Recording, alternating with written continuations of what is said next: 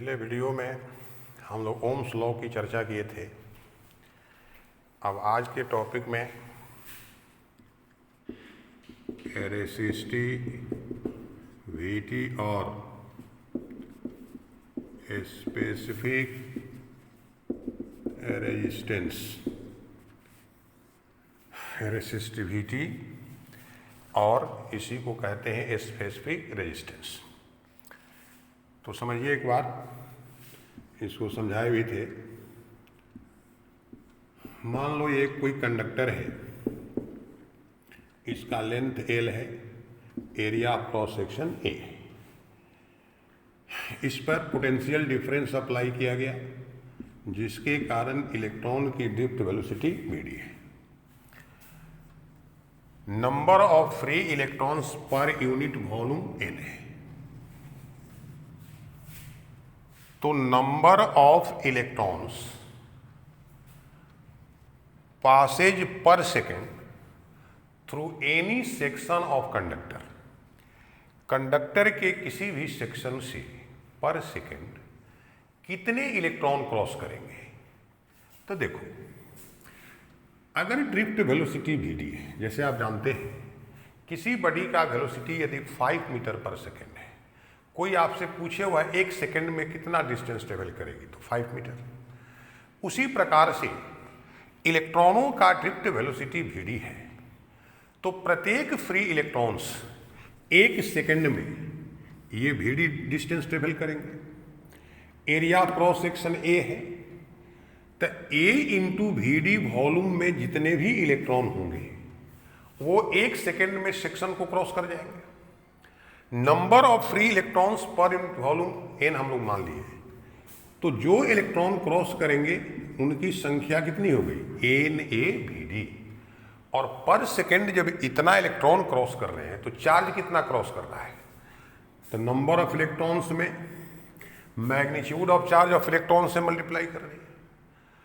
तो कंडक्टर के पर हर सेक्शन से पर सेकेंड इतना चार्ज जो है वो क्रॉस करना शुरू कर देगा।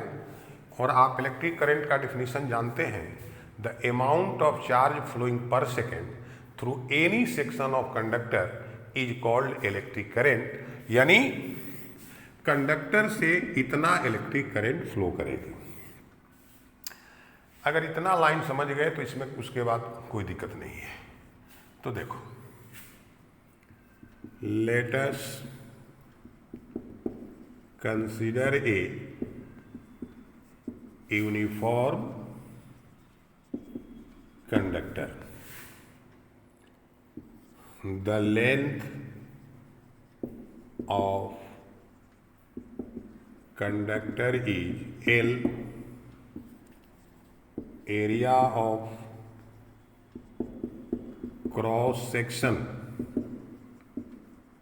of conductor is A. Number of free electrons per unit volume in conductor is n, and drift velocity of electrons is vd. Amount of charge flowing per second through any section of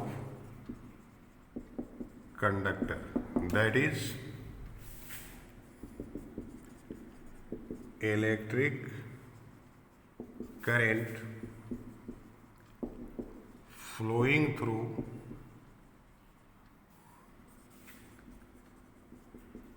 conductor I equal to NaVd into E। यहाँ से let us consider a uniform conductor. The length of conductor is L. Area of cross section of conductor is a, number of free electrons per unit volume in conductor is n, and drift velocity of electrons is Vd. Amount of charge flowing per second through any section of conductor, that is electric current flowing through conductor I equal to formula क्या हो गया, NAVDE. यहां तक अगर समझ गए तो अब कोई परेशानी नहीं है.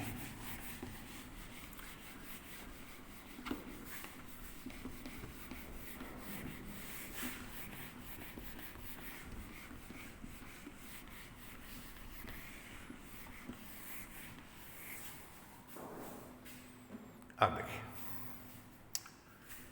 Since Vd equal to E tau by M equal to EV tau बटा ml. इससे आप परिचित है इस फॉर्मूला से. यहाँ small e magnitude of charge of electron, capital E electric field applied on conductor, tau relaxation time and m is mass of electron. Here V is potential difference applied across terminals of conductor and L is length of conductor. We know that electric field E equal to V by L. Therefore, I equal to the NA E into Vd के जगह पर EV tau by ml. I equal to NE square tau by m A by L into V. I by V equal to NE square tau by m A by L.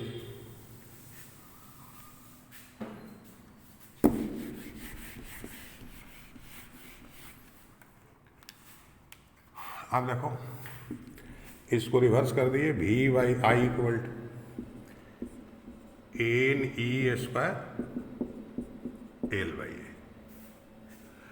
अब हम लोग पिछले video में discuss किए, V by I क्या है, resistance of conductor.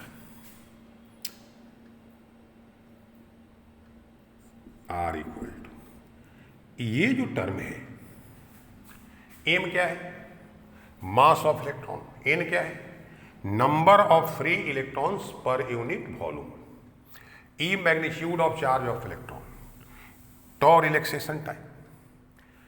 तो एक मटेरियल का कोई भी कंडक्टर किसी भी शेप का है, जैसे आयरन है. अब आयरन में कंडक्टर छोटा है, मोटा है, बड़ा है, इससे कोई अंतर नहीं पड़ेगा इस टर्म पर, क्योंकि इलेक्ट्रॉन का मास हर मटेरियल के एक कंडक्टर में सेम होता है. n number of free electrons जो है, अगर मटेरियल चेंज करेगा तो ये चेंज कर देगा. जैसे कॉपर के पर यूनिट वॉल्यूम में फ्री इलेक्ट्रॉन्स अलग होते हैं, आयरन में अलग होते हैं, एल्युमिनियम में अलग होते हैं. लेकिन कॉपर का किसी भी डायमेंशन का अगर कंडक्टर है तो ना n बदलेगा ना टॉ बदलेगा, और m e तो सबके लिए कांस्टेंट है. तो ये जो टर्म है एक मटेरियल के हर टाइप के कंडक्टर के लिए कांस्टेंट है, और इसी को हम लोग कहते हैं रेसिस्टिविटी, और इसे डिनोट करते हैं, सिंबल है रो, L by A, where R equal to V by I is resistance of conductor and rho equal to m by NE square tau is resistivity और स्पेसिफिक रेजिस्टेंस ऑफ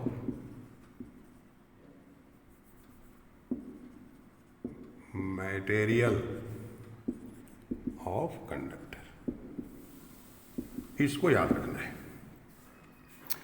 अब देखो, rho equal to R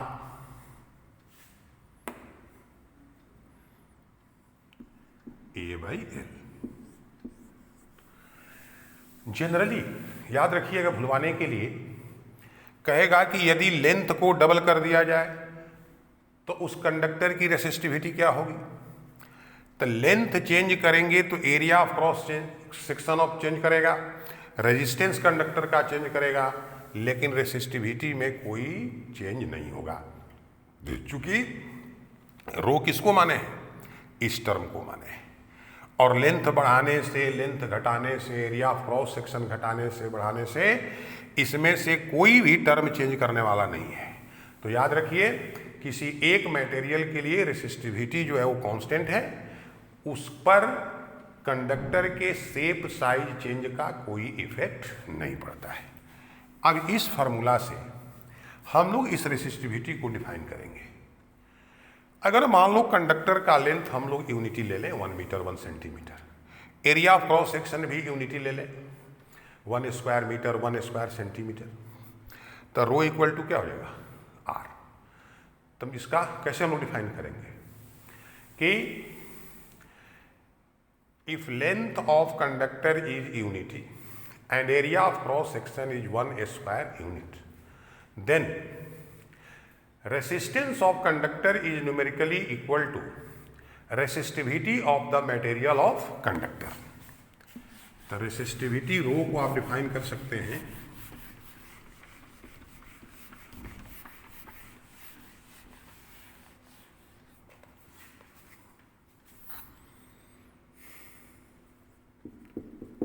resistivity of material of conductor is numerically equal to resistance of that conductor whose length is unity and area of cross section is 1 unit 1 square unit। Resistivity of material of conductor is numerically equal to resistance of that conductor whose length is unity and area of cross section is 1 square unit। इस formula से इस rho का unit dimension, तो resistance का unit हम लोग ऐसा ही लिख चुके हैं ओम, एरिया का मीटर स्क्वायर, लेंथ का मीटर, तो 1 मीटर कैंसिल आउट होगा, तो SI unit of resistivity is ohm metre. Symbol में इसको ऐसे लिख सकते हैं, ओम का ही सिंबल है। इट्स डायमेंशन इज,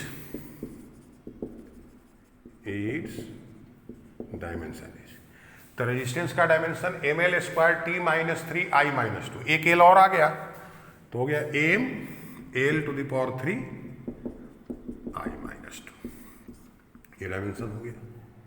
अब देखो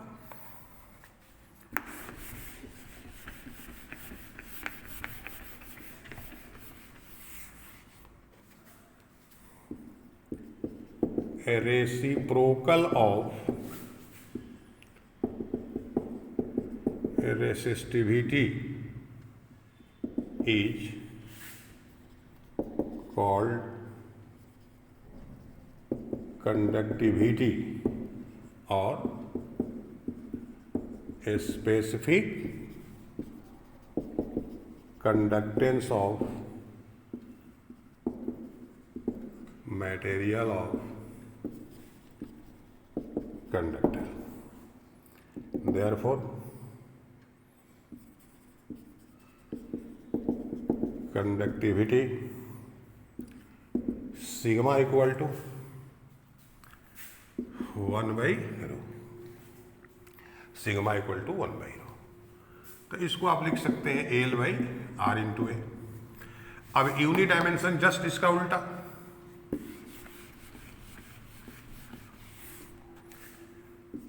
तो SI unit of conductivity is ohm inverse metre inverse और mho पर मीटर लिख सकते हैं। It's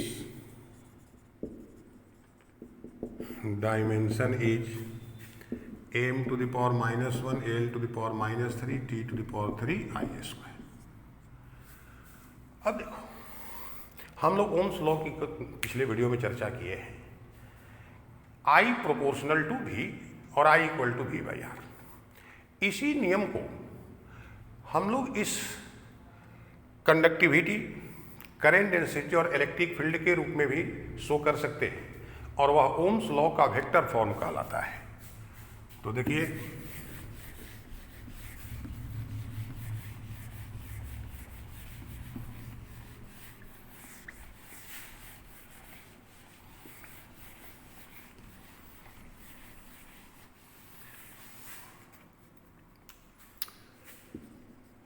Ohm's law in vector form.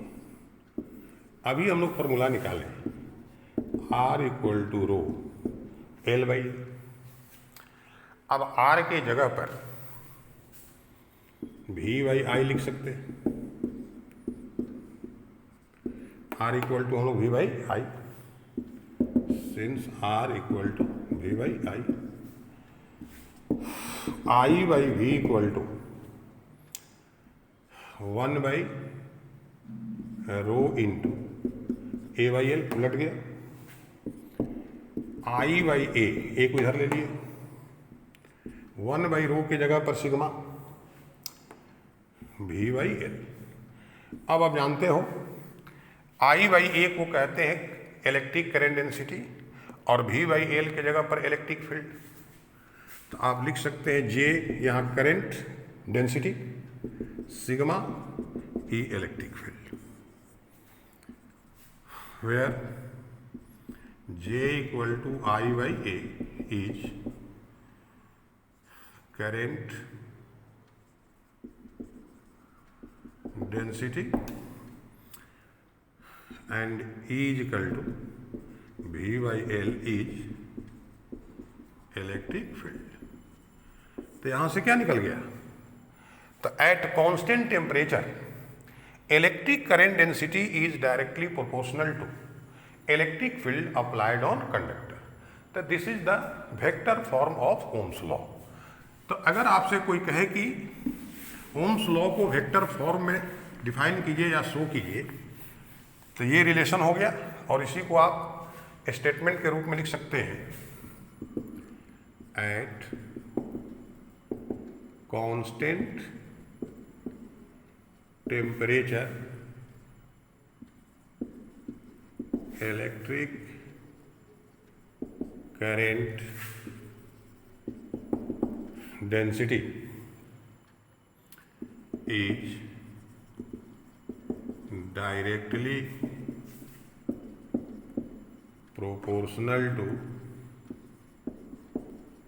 Electric field applied on conductor. At constant temperature, electric current density is directly proportional to electric field applied on conductor. तो इस प्रकार से vector form में Ohm's law हो गया।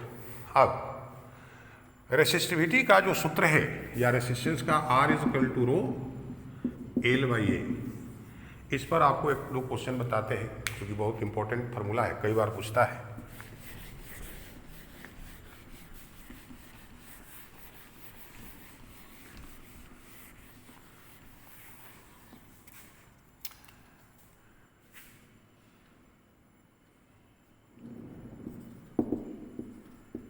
Resistance of a uniform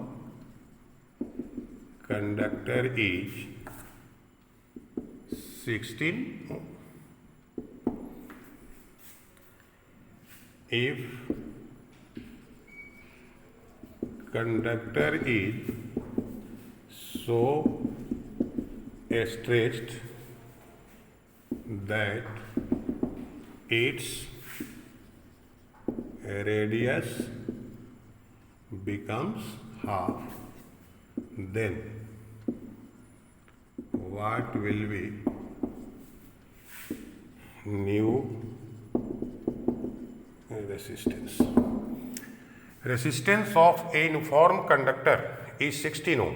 If conductor is so stretched that its radius becomes half, then what will be new resistance? तो suppose कीजिए उसका रेडियस पहले स्मॉल आर है, तो area cross section pi r square, उसका length मान लो l है। रेसिस्टेंस इस केस में 16 ओम है, तो R equal to formula rho l by A.